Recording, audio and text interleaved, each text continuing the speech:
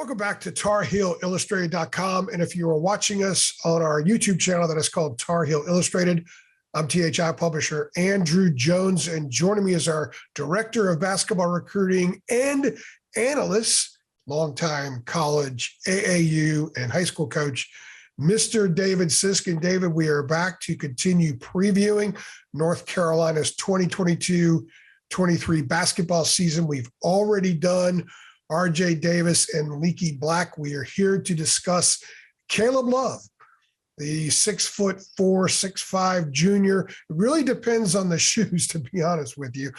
From St. Louis, Missouri, he averaged 15.9 points per game last year, shot 37.1% from the field, 36% from three, a nice uptick from his freshman year, 86.3% free throw shooter, and that's an important stat because he wants the ball late. He wants to shoot free throws late, and that is part of his weaponry. David, Caleb Love had some enormous games late in the season, and I think a fan base that kind of had a love, not so love, no pun intended, relationship with him really fell in love once March hit, and he was extraordinary at times and hit one of the more iconic shots in North Carolina history. So what are your thoughts as we head into the season about Caleb Love and his junior campaign?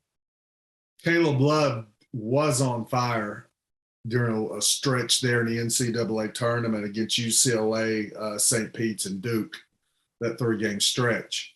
But he also, struggled the games going in. Marquette didn't play well. Didn't realize this, though. I was looking at numbers last night preparing for this. He only had 5 points against Baylor in a very high-scoring game.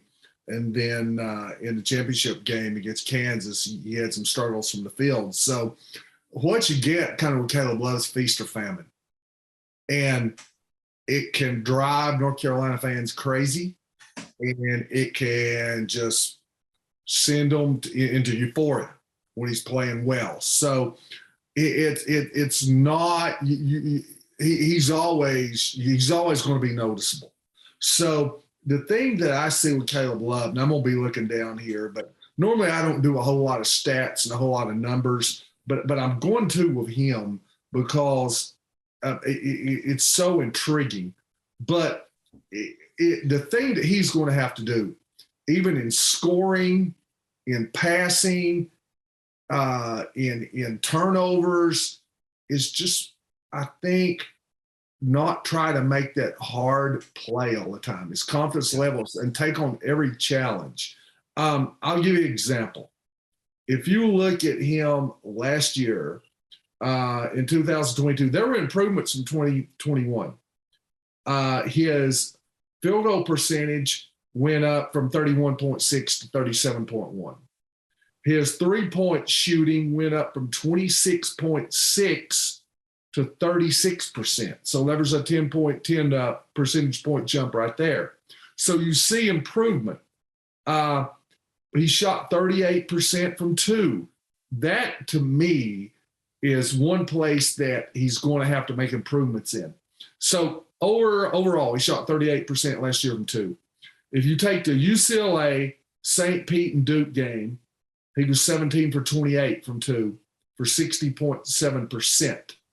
In the 3 other NCAA tournament games, he was 4 for 20 for 25%. He shot, like I said, 38 from 2. He needs to get that up to between 45 and 50%. I think if you look, it's tangible. If you look at the improvements he needs to make, I believe you can put pen to paper and make some of these. His 2-point game has got to get better. Like I said, he needs to get that from 38% to 48, but between 45 and 50. You look at assists to turnovers, 139 assists last year, 106 turnovers. He averaged 2.7 per game. I would like to see him get, and this is going to be a big jump, I would like to see him get his assist to turnover ratio to at least 1.5 to 1, but probably closer to 2 to 1. I think he needs to do that. That 2.7 turnovers per game, he needs to get that down to under 2. So if you look at his numbers, I don't think he needs to average more next year points than he did. I don't look at it so he needs to average 20 a game. He needs to get up to that.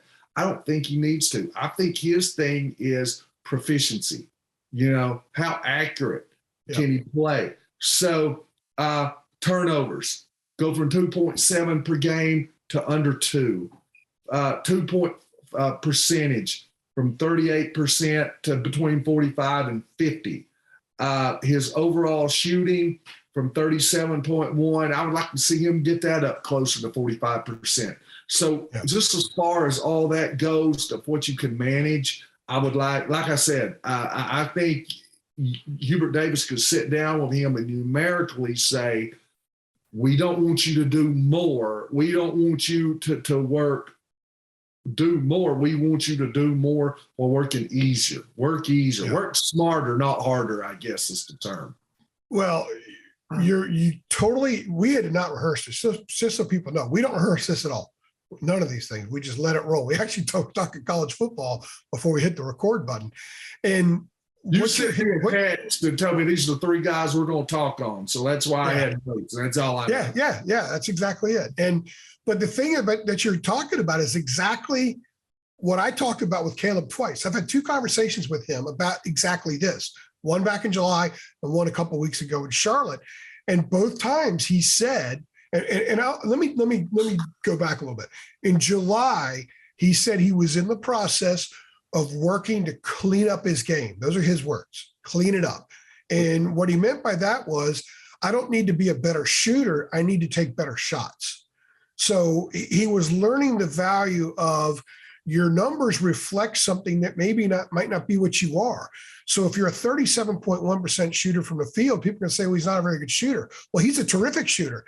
It's just that he raised the degree of difficulty in a lot of his shots by forcing them, by rushing them, by maybe not dishing. And sometimes you can get the ball back and be in a better spot to take a better shot. Those are the kinds of things that he worked on a lot in the offseason. The other thing was the turnovers. The turnovers were really gnawing at him a lot. He spoke very openly about that. And he said part of that was knowing what you're going to do before you start doing something. And so often that would lead to a bad shot, a forced shot, or a bad turnover because he wasn't in sync with the other 4 when he did those things. So I asked him a couple of weeks ago how that went, because there's a few months in between from times that we had spoken, and he said he made a lot of progress. Now, he hadn't been practicing for a while because he had a hamstring injury, but before then, when he was playing in pickup and doing a lot of other things, he said he could really sense that things were a little bit easier for him. They were less stressful because he wasn't raising the degree of difficulty of the things he was trying to achieve. So what you're saying, David, is same production with less going into it, with fewer shot attempts, fewer ball-dominated possessions where the thing rolls freely around for the other guys and everybody else gets more involved. Those are the kinds of things that would more likely keep him from having one of those 3 for 17 NCAA tournament games, which he can have at times. So I think that's the key to his season. Everything else is there. The competitive juices are there. The dog mentality, the screw you kind of guy, the one who takes on all the abuse on the road. And I've seen him do that. That guy's there. He just needs to clean things up and be smarter before a bad shot goes up and get it to somebody else who might get a better look. That's the key for his season. I think that's also the key for him becoming an NBA player. We were originally going to do this on a Tuesday night, and we didn't. It was a Wednesday night as we do this. I hope you don't mind me saying that. But the reason I say that, I'm kind of glad we're doing it on Wednesday because I really had some chances to get some things, process some things that I didn't have on my mind yesterday. And if I had to make a comparison, he kind of reminds me, he's talented, but he's not as talented as this player that I'm going to mention because he's an all-time great. But it's Carmelo Anthony. And the reason I say that, Carmelo Anthony played in the NBA in the era before the game really got stretched out the way it is now. It's more ball-centric now, a little bit more. But back then, it was triangle offense, things like that. It was played more like a college game. A lot of ball movement, a lot of player movement. Everybody touched it. And Carmelo was what we called a ball stopper. And I remember, if you'll go back, 15, 20 years ago, he was with Denver, and Allen Iverson got traded to the Nuggets, if you'll remember. And everybody, including me, was like, I'm not the smartest guy in the world, but I know this won't work because you are got two guys that have got to have the ball in their hands. And like we said, they're ball stoppers. Now, they may give the ball up, but when they get it, they're not going to give it up before they have it in their hands for 7 or 8 seconds. They're going to prod, they're going to poke, they're going to make every kind of dribble move that they can make to try to get a clean look at a shot. Okay? And now, the ball can move from player to player, and you can have great movement, but when it touches their hand, it's what we say, the ball stops. So we have some of that with Caleb.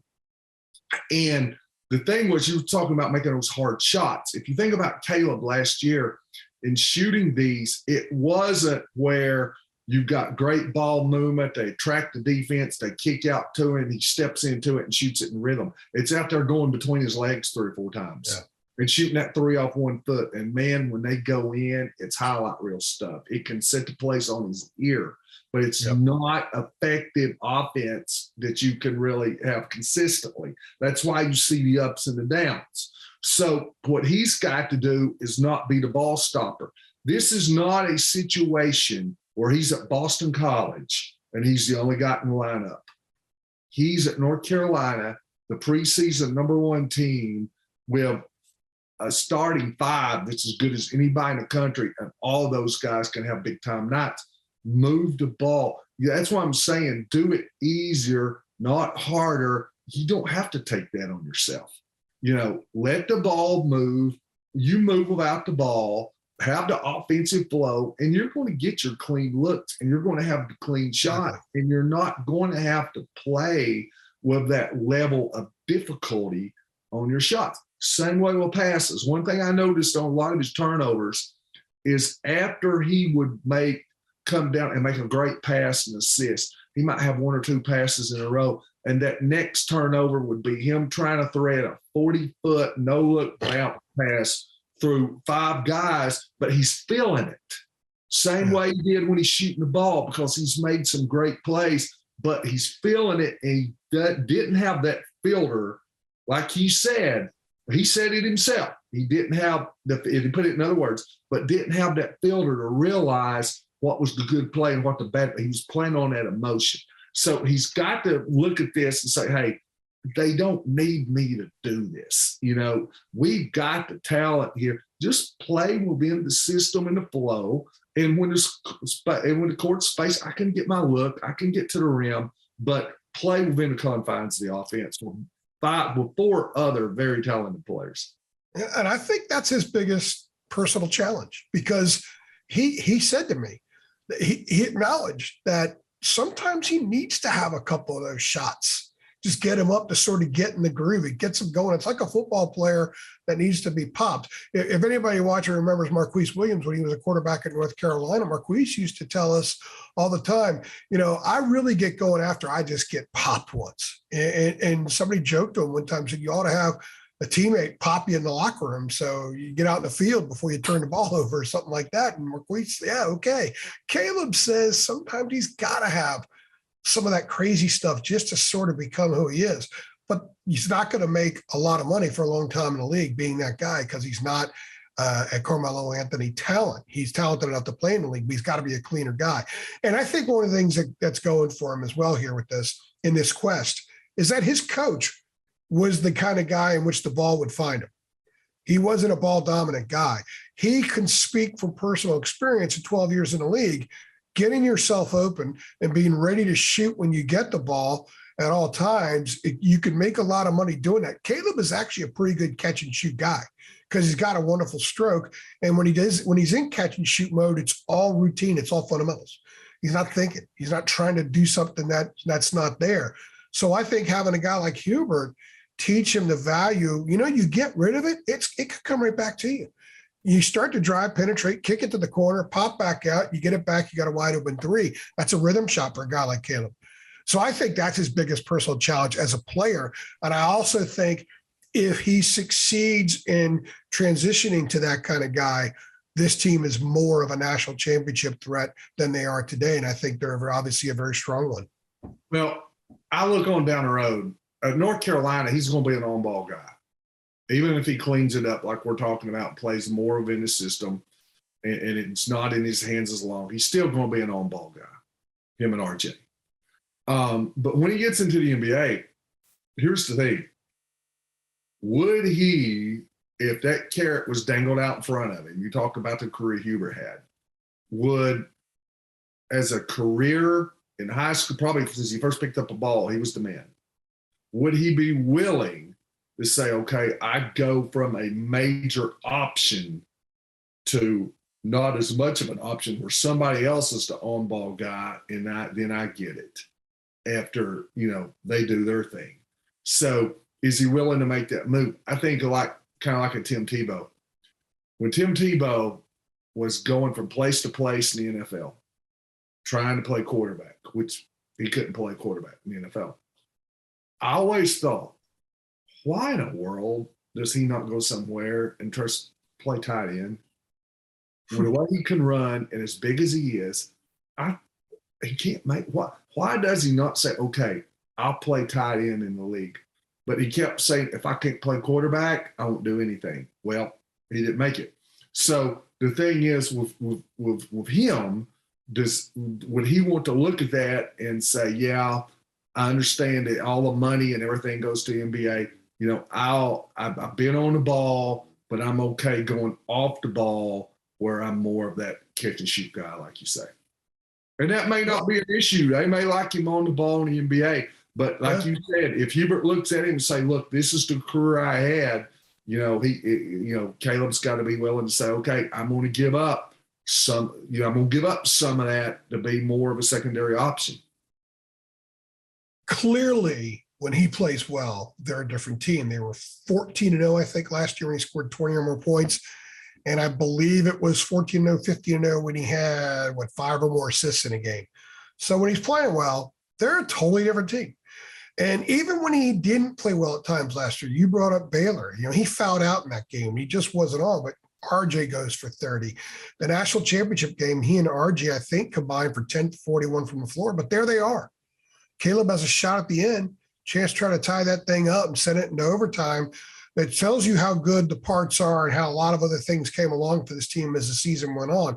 So if Caleb is a first-team All-America kind of guy this year, in order to be that guy, what we're talking about has to be cleaned up a lot.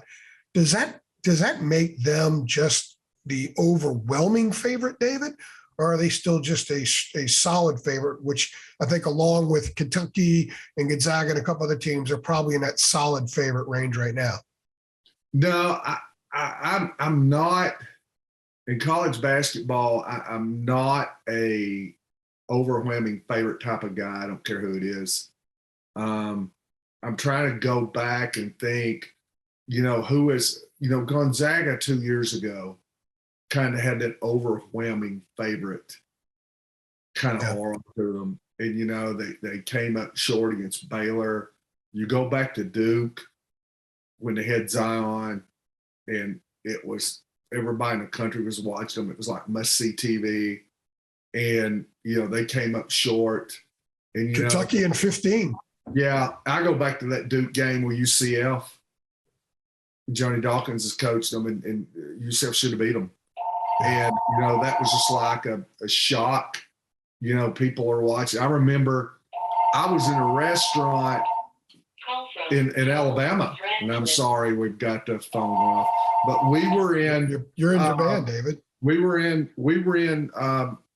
the restaurant in Alabama, and that game was on, and I guarantee you there was nobody in that restaurant that were basketball fans.